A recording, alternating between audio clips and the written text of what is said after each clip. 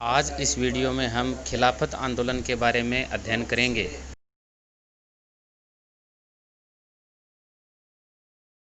दोनों साथ साथ में अपन दोनों को साथ में लेकर चल सकते हैं।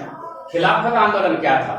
देखो, जो मुस्लिम लोग हैं, ठीक है, मुस्लिम लोगों में पहले पैगंबर था ना, पैगंबर है ना, मोहम्मद साहब, जो स्वयं को उन्होंने क्या कहा, अल्लाह का पैगंबर कहा। और फिर उसके बाद में ये पद किसमें बदल गया? खलीफा। अली है, उस्मान है, उमर है, इस प्रकार से कई खलीफा थे, शुरुआती खलीफा हैं ये।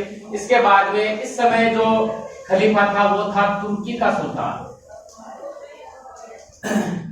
तुर्की का सुल्तान क्या था जी? अब भारतीयों में क्या हुआ, देखो, इस समय चल रहा था प्रथम विश्व युद्ध, ठीक है। प्रथम विश्व युद्ध के समय मित्र राष्ट्र जो थे, ठीक है, मित्र राष्ट्रों के विरुद्ध में था तुर्की। तुर्की हार गया। ऑस्ट्रिया, तुर्की जो भी है, ऑस्ट्रिया है, तुर्की है, जर्मनी है वगैरह, ये अलग थे और दूसरी तरफ मित्र राष्ट्र थे। आपने पढ़ा है, इसके बारे में अपन अंदर नहीं जाएंगे।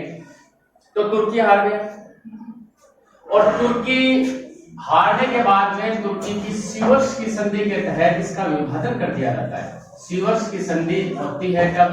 10 अगस्त 1920 को।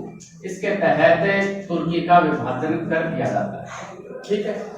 अब इस समय खिलाफत आंदोलन से पहले, जब ये खिलाफत आंदोलन की शुरुआत करते हैं, उस समय अंग्रेजों ने मुसलमानों से पहले ही कह दिया था कि भाई हम तुर्की को कोई नुकसान नहीं पहुंचाएंगे, ठीक है, कह दिया इन्होंने, क्योंकि मुस्लिम लीग बनाई थी, अंग्रेज मुसलमानों को अपने साथ चाह रहे थे, है ना, तो कि भाई हम तुर्की को नुकसान नहीं पहुंचाएंगे। तुर्की को नुकसान पहुंचाने का मतलब है खलीफा को नुकसान पहुंचाना, ठीक है। तो तुर्की के साम्राज्य का विभाजन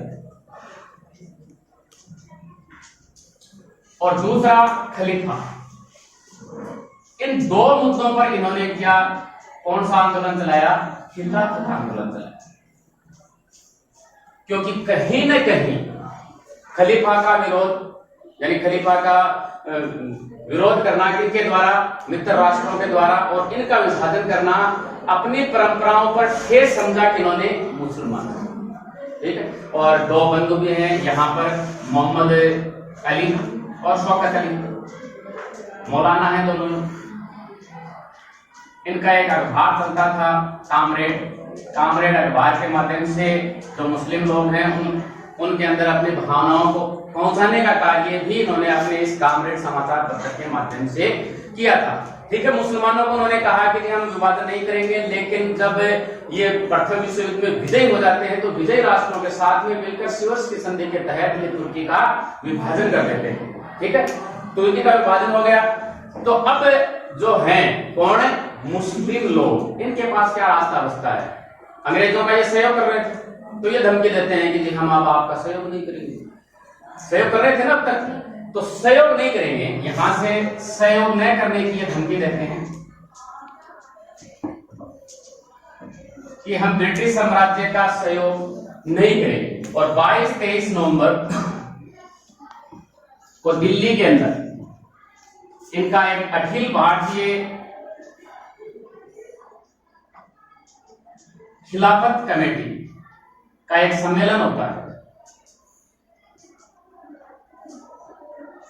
और इसमें ये क्या कहते हैं कि अब हम ब्रिटिश साम्राज्य का सहयोग नहीं करेंगे। और इस समय बुलाया जाता है विशिष्ट अतिथि के रूप में किसको? महात्मा गांधी। और गांधी इन्हें कहते हैं कि जी आप अहिंसात्मक असहयोग आंदोलन करें।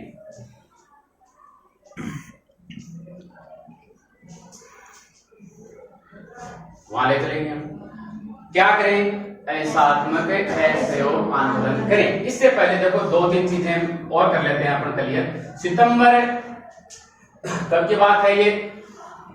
1919 के अंदर ये स्थापित करते हैं किसकी? खिलाफत कमेटी। और 17 अक्टूबर को ये मनाते हैं कौन सा? खिलाफत दिवस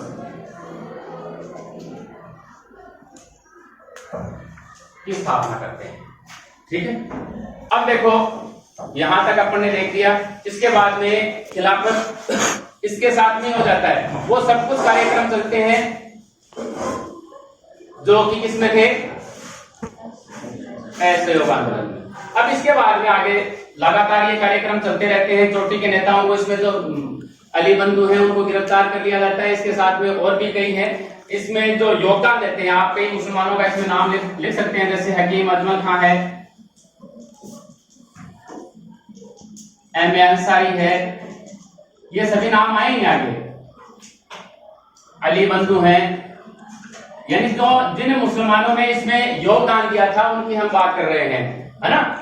हकीम अजमल खां, एम ए अंसारी, अली बंधु हैं, ये सभी किसमें थे, मोहम्मद अली जिन्ना है, मोहम्मद सफी है, ये सभी किसमें है, मुसलमानों ने खिलाफत आंदोलन में अपना योगदान दिया था। ठीक है, अब हम यहां चलते हैं। 22-23 नवंबर को दिल्ली में होता है। फिर इसके बाद में अगला इनका अधिवेशन है वो इलाहाबाद के अंदर होता है। इलाहाबाद में अधिवेशन होता है और इसकी मुख्य बागडोर है वो किसको सौंप देते हैं, गांधी जी को सौंप देते हैं कि आगे आपको ही करना है जो ही करना है।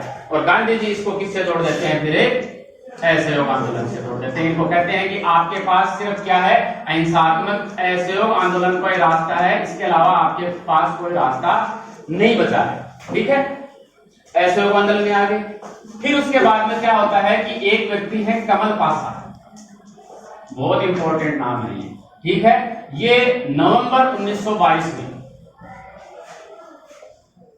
नवंबर 1922 में पहुंच गए हैं हम। नवंबर 1922 में जो तुर्की का जो सुल्तान है उसके खिलाफ विद्रोह का नेतृत्व करता है।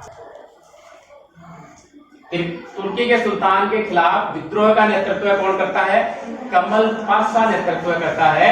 और ये तुर्की के सुल्तान को अपदस्थ कर देता है, अपदस्थ कर दिया। और ये जो तुर्की का सुल्तान है अब कौन बन गया, कमल पाशा। और ये इसको देश को अब सेकुलर देश की श्रेणी में ले जाना चाहता है। और फिर इसने क्या किया, 1924 के अंदर खलीफा के पद को ही समाप्त कर दिया। सर्वसर्वा बन गया है। सर्वसर्वा बनने के बाद से खलीफा पद को ही समाप्त कर दिया, तो खलीफा का प्रश्न भी खत्म हो गया।